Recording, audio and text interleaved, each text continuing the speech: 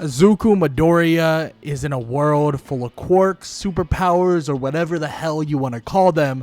And these quirks slash superpowers range in many. The range of these superpowers or quirks change from person to person to even not having a quirk at all or being able to become basically a washing machine. Now, with all this said, with everything that is said within this, and with everything Izuku Midoriya is preparing for, he would have never thought that when he turned only 4 years old, that he would have a quirk that would make people fear him so greatly. His quirk had a lot to do with another person whispering in his ear. This weird demonic thing would latch on to Izuku, kind of like this being of some sorts that would stay with him. And sometimes that being would be granted the ability to take over, and his eyes would go black, and his teeth would grow sharp. And this would scare so many people. This would even scare his own mother. And for years, he would be told to stay away from it. Do not allow the being to really take over. Do not allow anything to happen. But little things and little powers Izuku would have. They would come out here and there. And, every so often, Izuku would be able to do certain things. He'd be able to be stronger, be able to be faster, be able to be quicker. All of these different things. And it's kind of interesting in a way. Kind of odd. They don't know exactly what's happening, and Izuku has really very little idea what's happening as well. But at the end of the day, Izuku would see it as a way to get power, strength, and ability. At the end of the day, Izuku would see this as a way and a platform to him eventually becoming a hero. He wouldn't think that much about it. He wouldn't think like, oh, is this safe? Is this okay? Like, what's going on? Like, what's happening? He wouldn't think about any of that. He would think that this is his chance. This is his opportunity to become the hero he knows he can be and become the hero he truly wants to be. So that's all that's flooding through his head. That's literally the entire idea that is pouring through his mind. And that's the idea that he's going to hold on to this entire time. He begins to push forward on this same idea, begins to push forward in the regard of actually being able to maintain this power, actually being able to hold this power. And as he gets older, as he's around 15 years old, Izuku would continue showing off that he's actually getting stronger and stronger as time would go on. Seemingly, this demonic-esque power is giving him little bits of its own power in spurts, just tiny bit, inch after inch, and just little bit after bit. And honestly, Izuku would think this is all normal, that this is exactly what's supposed to happen, all the way up until he has his first kind of encounter with the sludge villain. And initially, Izuku's able to keep away from him, kind of get away and like somewhat fight against the sludge villain. Now, it's not like he's able to overpower the sludge villain like instantly and destroy him into little pieces. No, he can't, but he definitely is able to stay away from him, avoid him, and kind of keep his distance so he doesn't get hurt. Eventually, All Might would arrive, and he would quote-unquote save Izuku. And this is when Izuku would ask him for an autograph, would be like, oh, I'm such a big fan, this and that, and all this other stuff. And he would be asking him, like, that if he can he can be a hero with such an unorthodox quirk. And he basically tells the kid, like, if you were able to keep your distance, stay away from a villain like that, there's no doubt you can become a hero, right? There's no doubt that you have the potential. It's really just putting yourself in position to work hard and just be the hero you truly believe you can be. And Izuku would hear this and be like, you know what? He's right. I can do this. I know I can do this. I mean, like, I can truly get this done. Yeah, is it going to be difficult? Of course. Is it going to be hard? Of course. Is there going to be struggles, here and there? Every day of the week. But at the end of the day, he knows if he pushes hard enough, he tries hard enough, and he does everything in his power, eventually he will be able to do it. And eventually, he'll be able to be the hero he wants to be so badly. So this would lead Izuku into training, working hard and preparing himself. All he's doing is pushing himself and pushing himself.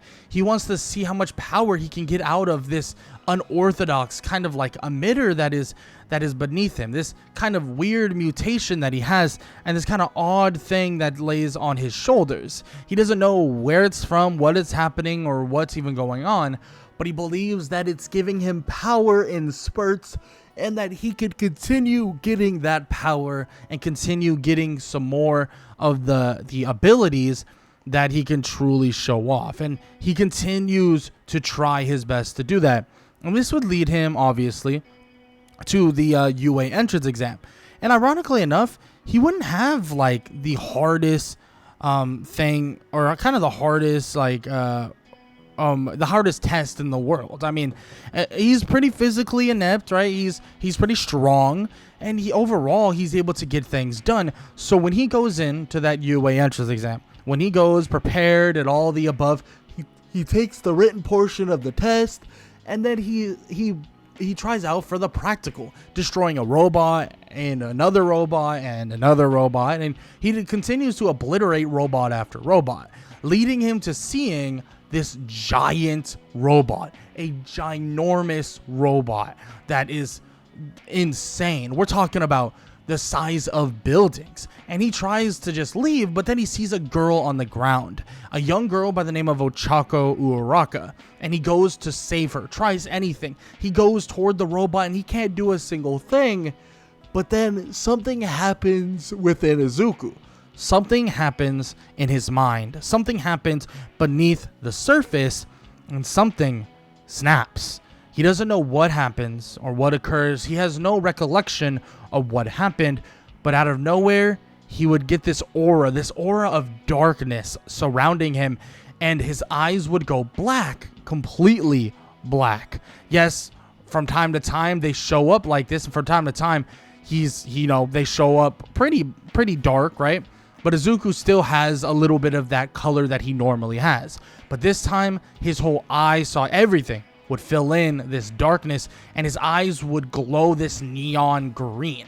Terrifying. His teeth would grow even sharper than what they normally are. Everything that everyone was already scared of in the first place, even the normal stuff that Izuku will written off as, just part of his own quirk, well, it seems as if they're getting enhanced. They're getting stronger. His eyes more scarier, his aura more scarier, his teeth even sharper. And then he would charge at this giant robot. And in one foul swoop, the robot would be grabbed and torn to shreds. Izuku awakening a power strong enough to topple a giant robot, and the power to destroy it all. Izuku would head back to everyone in a normal state. And let's just say a lot of people are scared, but a lot of people are curious. They're wondering how he did it. They're wondering what even happened. How was he able to do it? But Izuku, well, he doesn't know. He doesn't actually even remember.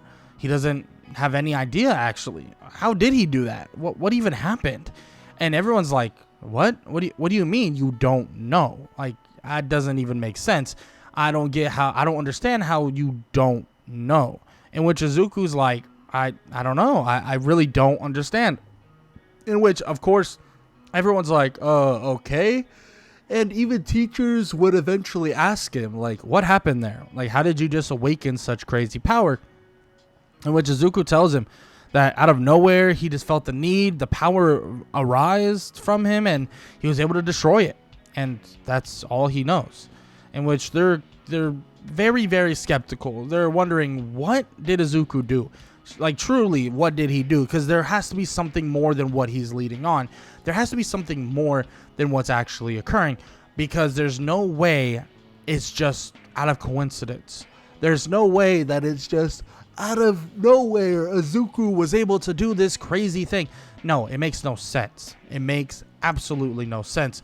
So it's pretty obvious that there's something laying dormant. There's something that they're not aware of, and there's something that they need to be aware of. Because Izuku Midoriya and his scary-like power, well, it makes them question. But frankly, not only does he kind of go head over everybody in terms of the power that he portrayed and everything he did in the UA entrance exam. But on top of that, they believe the best place for him, the best place for him to be is UA. 100% it has to be UA, because at least they can keep an eye on him, keep him from, going haywire, or maybe something would arise and he would get even more power. But they still don't really know. They don't know what he can do. They don't know what he's capable of, and they don't really know what's truly happening.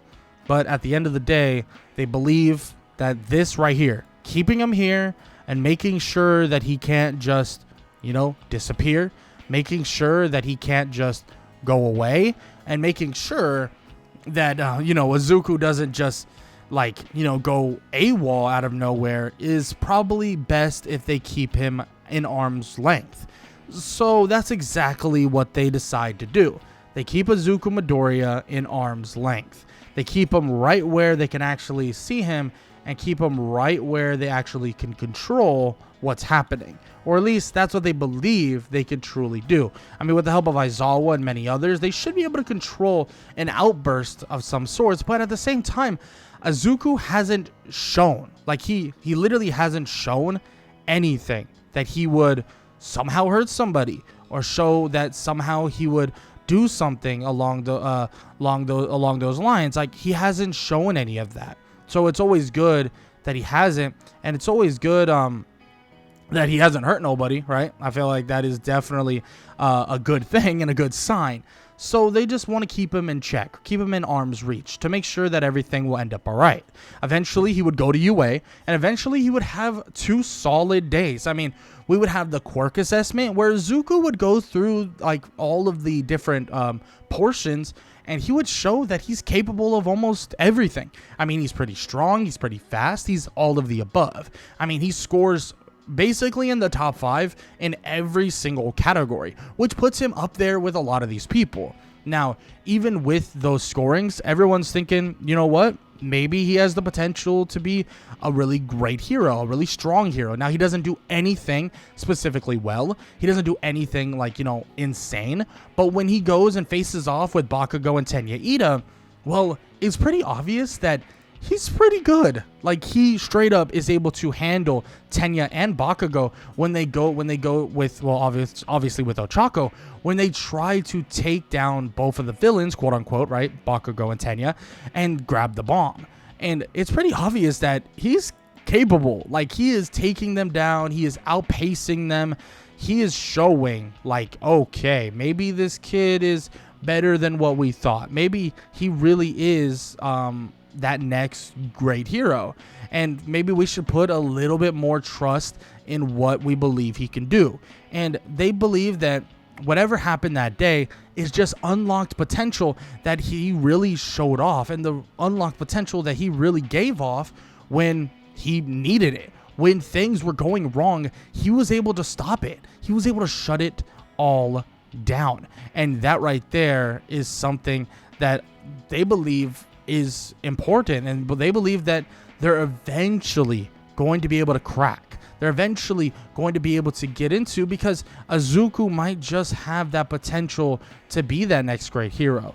Now, there's always many more steps to being a great hero, and those steps would include kind of this rescue portion of these training sessions. And that rescue portion that they would get into would be pretty straightforward. We would have this USJ, or a giant facility ran by Pro Hero 13, or mostly kind of taught by Pro Hero 13. And he would head off over there, would see what's going on.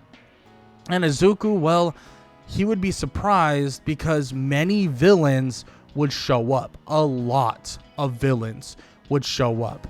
Villains of vast majority, and villains that were all from the League of Villains. Scary ones, in fact. And Izuku, well, he thinks, well, he has to do something. He has to stop this, and he needs to help out where he can help out. And this is before, out of nowhere, Izuku would get teleported away. Teleported to a different area, teleported to a nearby lake. He would fall into the water, get saved by Asui, and then they would have to find a way to get out of here. But luckily, Izuku tells her that there's a good chance that if they both put their strengths together, they should be able to jump across this entire lake, in which that's exactly what they potentially try to do, and they easily do it. Izuku feels that strength and the power surging within him, and he believes like, okay, you know what? I can do this. Like, we can do this. And he tries his best to kind of keep people away and, get them out of harm's way. And then he looks and sees that Shigaraki is putting his hand through a portal, and it goes directly toward Asui, as Asui would be grabbed in the face, or about to be grabbed in the face, and Izuku would immediately kick the arm away and grab Asui, taking her away and seeing what's going on, seeing what's happening. And Asui would thank him. Thank you so much, blah, blah, blah, all this stuff. And she would look at him, and his eyes would grow darker, and his pupils themselves would grow brighter, and Izuku's teeth would grow sharper once again, as he would give this kind of weird, bone-chilling kind of wording, and he would begin speaking in this really terrifying way. And he would begin talking about how these villains, that they are nothing, they are useless, and that they are granted such glorious potential, but they squander it. Squander it for what? To take over this little hero high school? Take over this area that nobody gives an F about? Why not go bigger? Why not go greater? And he thinks about it. Maybe they are trying to. Maybe they're trying to kill All Might. And then an idea would flood through his head, and he begins laughing maniacally. And everyone around him is like, what the hell is even going on? And yeah, this is scary, and this is what they were worried about. Because he would jump into the fight, and he would kill, yes, end the lives of all the villains, except for obviously the high-end ones, being that of the Nomu, Shigaraki, and obviously Kurogiri. And he would end them swiftly, like we're talking swiftly, ending them almost immediately and taking them out for good. And this is when he would walk up towards Shigaraki, and he would ask him, what's his doing here? Why is he here? And he wonders, what does he want to get into? What was his potential idea? And why did he show up on the doorstep of, well, teenagers? Yes, these are the heroes of the future, and these are the future of hero society. But why? Why would you show up here? What's the point? To kill All Might? If your idea and your plan is so small, then maybe you shouldn't be the one enacting it. In which everyone's listening to this wondering, what is going on? Who is this? And is this really Izuku Midoriya? And Aizawa would tell the kid to get the hell out of the way, as the Nomu would come running in, about to punch Izuku, and Izuku would dodge it effortlessly and grab the Nomu by the back of the neck. And he would immediately start changing the Nomu. And these symbols would show up on the Nomu's body, and Izuku would look at them and look at the other villains that are there, and he would tell them that they messed up. They messed up really, really bad. Like, really bad. Because everything that you see here, everything that you are doing here, well, it's slowing down my eventual arrival. In which Izuku, still talking in this terrifying voice, he would then send the Nomu forward, as it would rip the other two to shreds. And then even Kurogiri would be unable to react, as their quirks felt heavier and harder to even utilize. They've never felt this before, but it seemed as if they were unable to do much and unable to do anything. In which Izuku watches this Nomu beat the villain senseless, and then he would turn toward everyone else, and he would tell them that eventually and very, very soon, he will arrive. And he's telling them all that this is just a little snippet of what's going to happen, a little snippet of what is going to occur, and that he would allow anybody and anyone to follow along if they so choose, or they may just have the same fate as the other two that lay right here. In which Izuku tells them this and then would float in the air and tell them that for now he'll be seeing them, and he's sure that he'll come across them once again very, very soon. He would disappear into nothingness and everybody would be in shock. What just happened? The villains were destroyed. The Nomu is now gone. Everyone is dead. How? What even happened? It doesn't make sense. None of it makes sense. And all of them are in shock. Every last one of them, from literally the teachers to the students and every single person you could think of, all of them can't even fathom what even is going on. They can't fathom what is happening. But all they know is that Izuku was not who he said he was. Or at least that's what they believe. And eventually Izuku would be gone somewhere else in a city of some sorts. Now, the city is not too big. It's probably more like a town area. And this is when he would walk up completely calm, completely relaxed, and he would find actually quite a bit of people there. And it seems as if they're not too happy that he actually even showed up in the first place, right?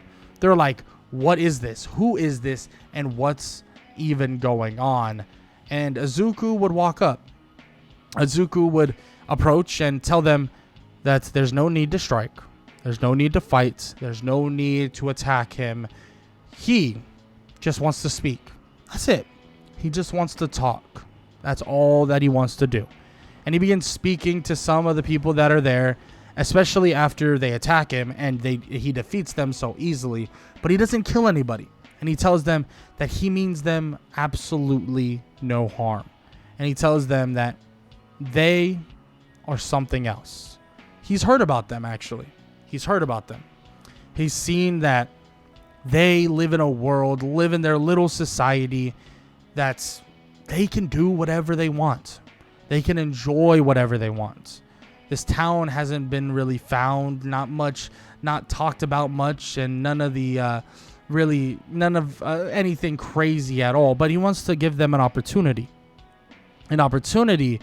that this city can thrive even more.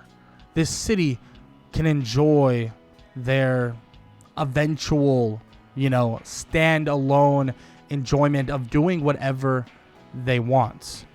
And yes, he knows they are liberated. That's what they believe, that they are liberated. But he wants them to truly understand that one day heroes will come. One day heroes will arrive. And they will crumble. Or they can lead with him. Or they can learn from him. Or they can stand by him. And he tells them that if anybody believes that they want to join him, they should stand up right now and walk forward. And eventually, the number one head honcho would show his face. Redestro would walk up. And he would tell him that they aren't taking any bets and any kind of step ups from other villains and other terrifying beings. And Izuku would cut him off. Villain? No. I'm no villain. No. I'm just inhabiting for now. But I am no villain. I'm no hero. I'm no anti-hero. I am no criminal. I am no nothing. I am nothing. And I just want to give you all a chance. He appears, or makes the Nomu appear, and he tells them that he can grant them more power. He can grant them exactly what they desire. Everything they desire. All they have to do is agree. That's it. That's all you have to do is agree. And he tells them that he will brand them. He will place his hand on them to show that he is in alliance with them and they are in an alliance with him. And he will grant them more power than you could imagine. Power that would be beautiful, and power that you can hold on to and understand for the rest of your lives. And he tells them that they have a chance here. A chance. And he is not cursing them. He is not straying, making them feel inadequate. He wants them to have an option. And eventually Redestro shuts it all down. He tells them if he doesn't leave right now, that he will die. In which Izuku looks at him and says, you know what? If that's how you want it, that's how you want it. He places his hand on the ground, and nothing can be shown to them, not to the naked eye, but Izuku would place something, a sigil, on the ground, and he would tell them that one day something bad will happen, and it won't be the person you're seeing in front of you. It will be of your own will.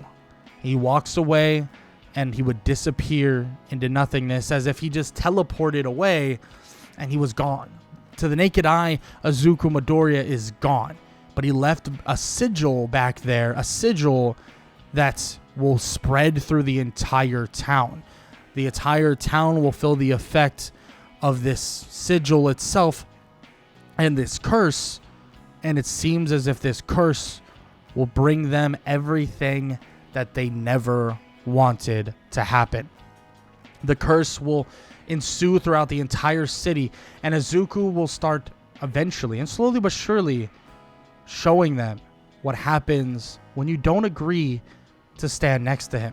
And soon Izuku would gain and gather a group of villains, villain after villain after villain, and there's one villain that is watching, one villain that is curious, and one villain that needs to know more, and that villain is obviously All For One.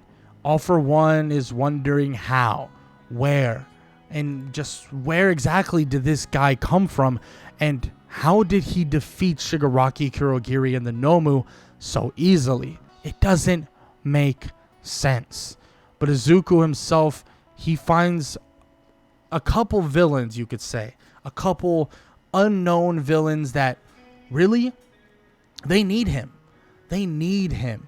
And these villains, are villains that, let's just be honest, not many people would have known of and were cast aside so greatly. And the first one is Himiko Toga.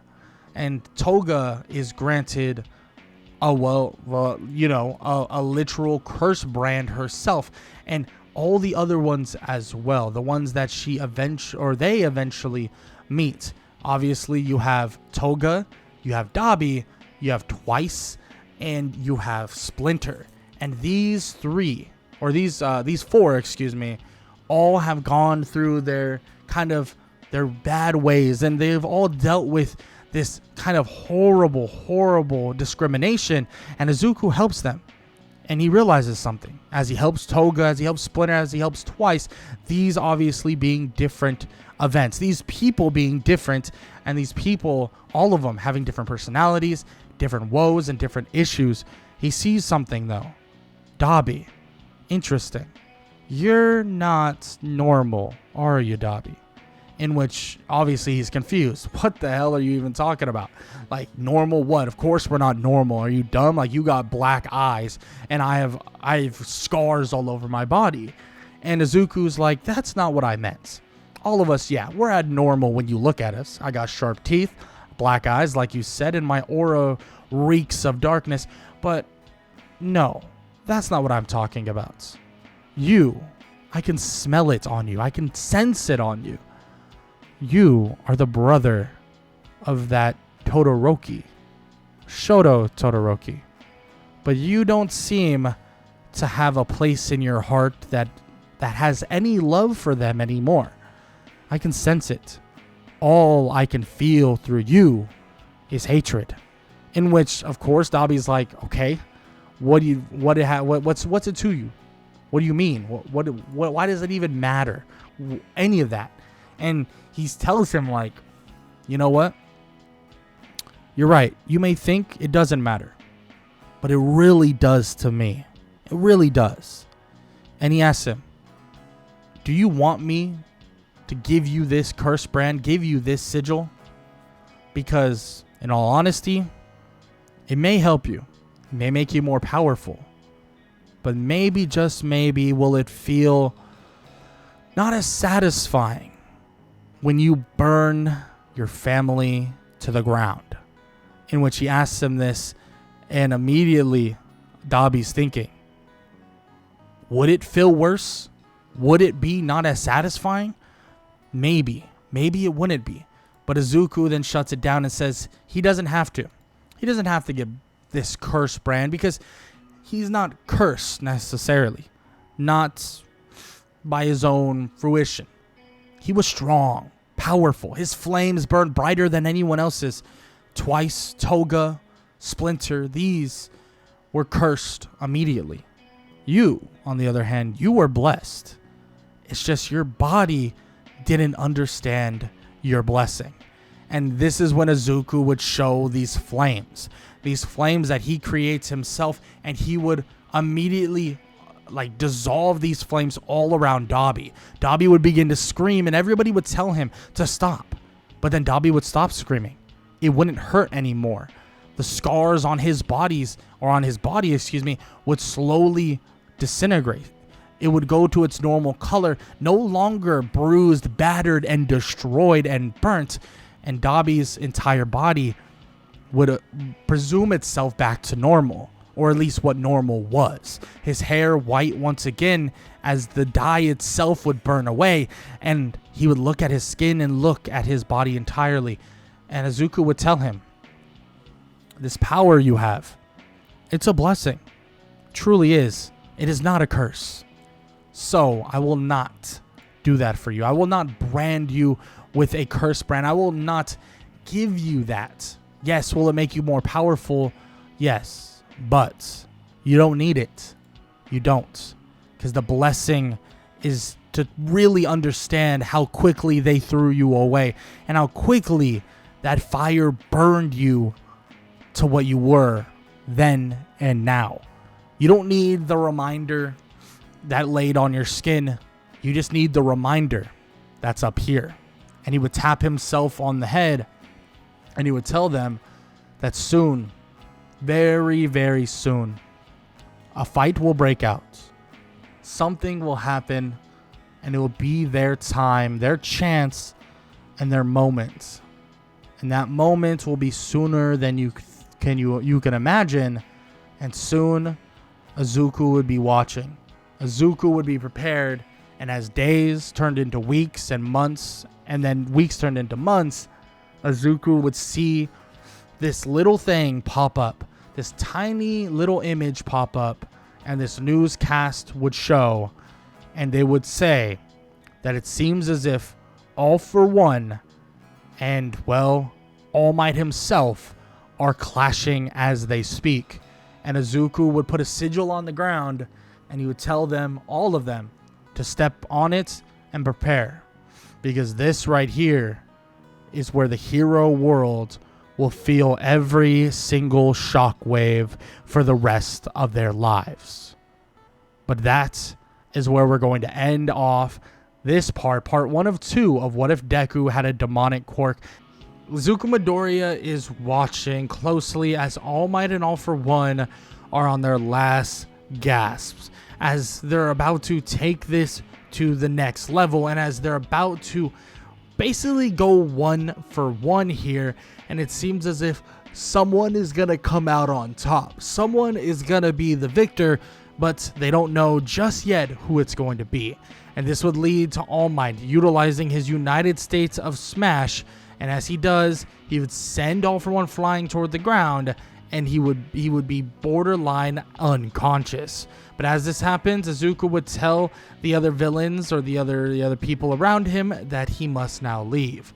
He heads over to the location, and he begins speaking to the both of them. asking them if this right here was worth it. If they believed, or if he believed, that all this was worth it. In which Izuku is telling them all that they're beating themselves here.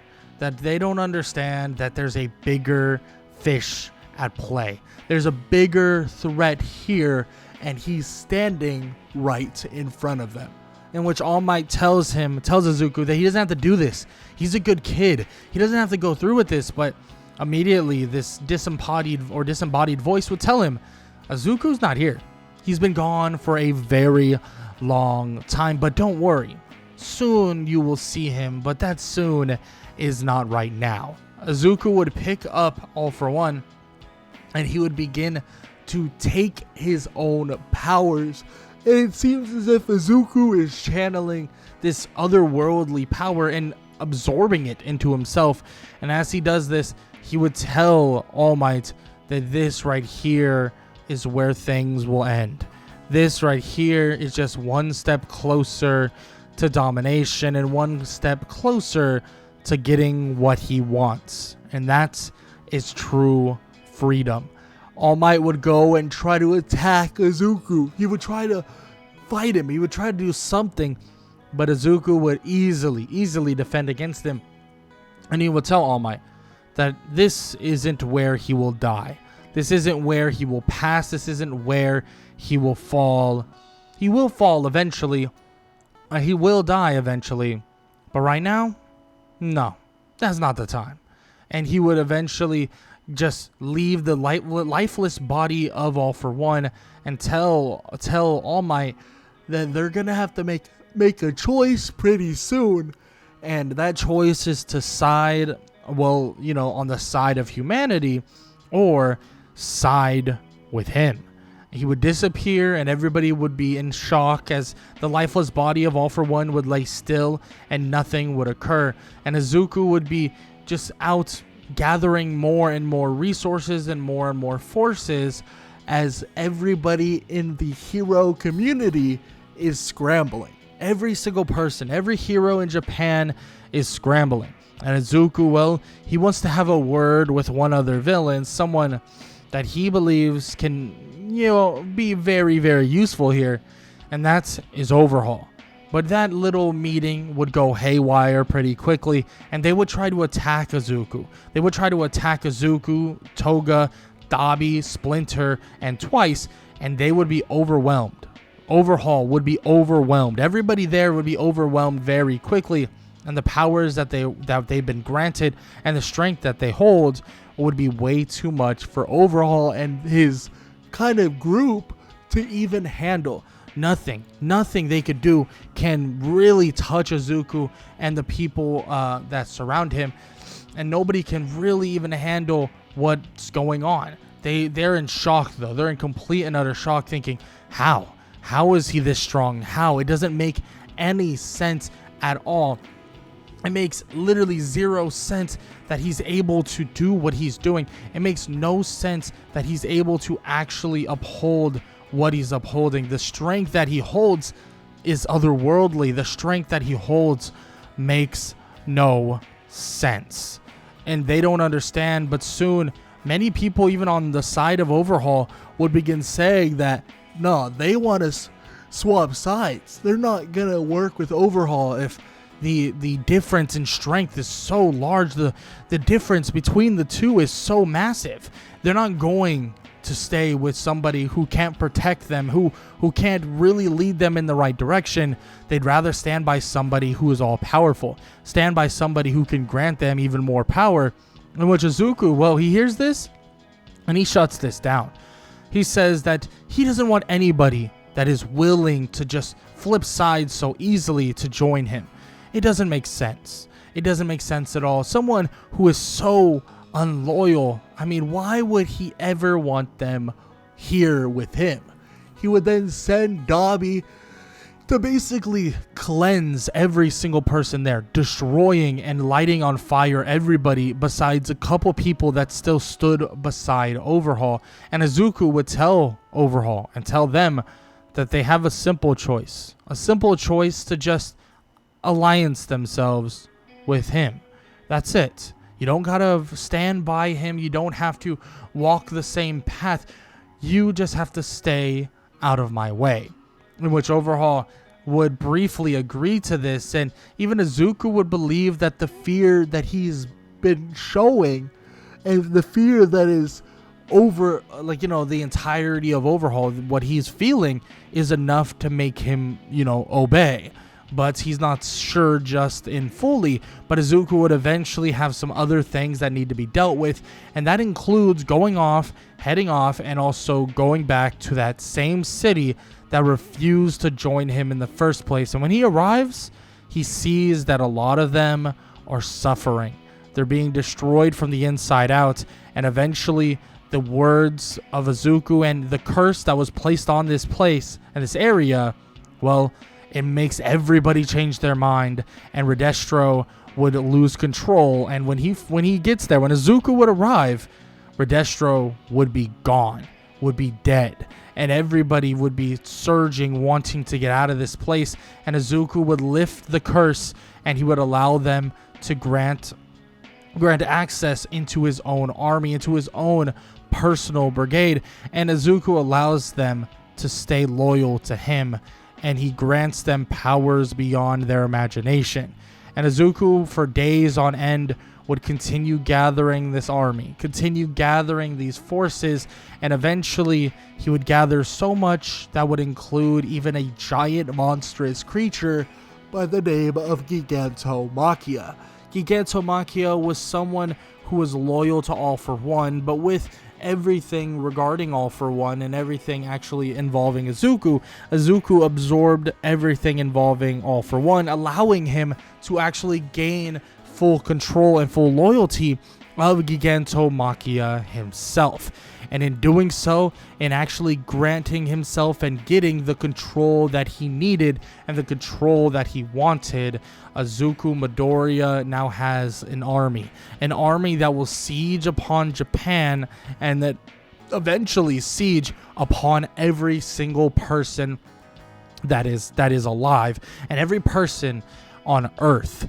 Izuku would surge this army through the streets of Japan, and he would shut down hero agency after hero agency, telling them all to fall in line, or they will be basically changed for the rest of their lives. And this would lead to one of the more strength-based and more, one of the stronger heroes to jump in and try to fight, try to really take down this person, or take down Izuku. And it seems as if this is Mirako. Mirako would jump into the fray, would fight, and would honestly clash at insane amounts with Izuku. But soon Izuku would show the level that he's at and show that there is no touching him at this moment. And he would shut down this assault, shutting down everything that is ensuing. But as this opening would occur, a bullet would ring out that would slam into the side of Izuku, and Izuku would look over, and he would pull the bullet out, and he would see that it was some of Overhaul's cronies, and it seems as if they tried to take his quirk away. Izuku would smash it into dust and tell them that little trick, that will never work, because what he is beyond any quirk. What he is beyond anything you could imagine, and he's waiting for something very, very specific. And as Izuku takes over, destroying every hero that lays in his wake, and even Overhaul being taken down for good, it doesn't matter. Nothing matters. This demonic creature is now loose and continues to push forward, but there's someone, a savior, in fact, somebody who believes that they can save this country, somebody by the name, or hero name of Star and Stripe. And she's arriving on different jets that are flying through the sky, and eventually her arrival could be heard all around. Many people in the United States would say that they shouldn't do this, that this is leaving the U.S. undefended. But of course, it seems like they don't have a choice, and it seems as if they're pushing forward this idea that they need this help. And Star and Stripe would arrive, but it seems like Izuku, or the demonic creature, is not afraid of this specifically. But all of these villains, everybody that stands beside him, would clash, would fight, and would basically take the fight to the next level. And everybody would clash, would brawl, and it seems like Star and Stripe might actually have a little bit of an upper hand on Izuku. And it seems as if Star and Stripe actually gives them a place to stand, a place to stop this. And eventually she would give an order, a world order. And as she does so, and as she does this, she tells that of Izuku Midoriya to basically apprehend this demonic creature. And as she does this, as she basically tells Izuku Midoriya to be gone for good, that's exactly what happens. His body crumbling and his body breaking, and she apologizes. She's sorry about what she must do, but then she realizes something. What she was doing, what she did, and what's going on. The body of Izuku Midoriya is the only thing that was keeping this creature, this monster, from wreaking havoc on a totally different level. At least that's a thought that goes through her mind. Because when the dust settles and Izuku Midoriya is gone, nothing else is there. And initially, they believe that it's over, at least for that person. They have to fight these other people that believe that Izuku Midoriya is now gone. Toga, Dabi, Twice, and Splinter all fighting, or Spinner, excuse me, all fighting to basically uphold the name of Izuku Midoriya. Everybody from the liberation kind of army from that same city or town, the ones that followed Redestro, seemingly still fighting to hold the word of Izuku Midoriya. But soon, as the fight would settle, as everybody would calm, and as things would start slowing down, and as the villains would have to retreat, everything would go okay for a day, maybe 2, and maybe even 3. But eventually, something had to break, and eventually something had to change, because Izuku Midoriya may be gone, but the creature that was within is not. And the skies would grow dark, and soon the creature would arrive as a portal would open up, and he would walk out, saying that the body of Izuku Midoriya is what got him here, but the body of Izuku Midoriya is also what captured him, what kept him here, and no longer allowed him to push the boundaries of what was happening, no longer allowed him to push the boundaries of what was going to occur. The skies would grow dark, and the villains would come out, and everybody that sided and stood with Izuku Midoriya, or at least the person of Izuku Midoriya, would now stand next to this creature once again. Yes, taking the form of a shadowy or dark, like demonic version of Izuku Midoriya, but this isn't the body of the Izuku we once knew. The happy-go-lucky, the kid that aspired to be a hero. No, this is not him anymore. This is the end of hero society. And Izuku, or whatever this creature is now, would start breaking, burning, and destroying every little piece.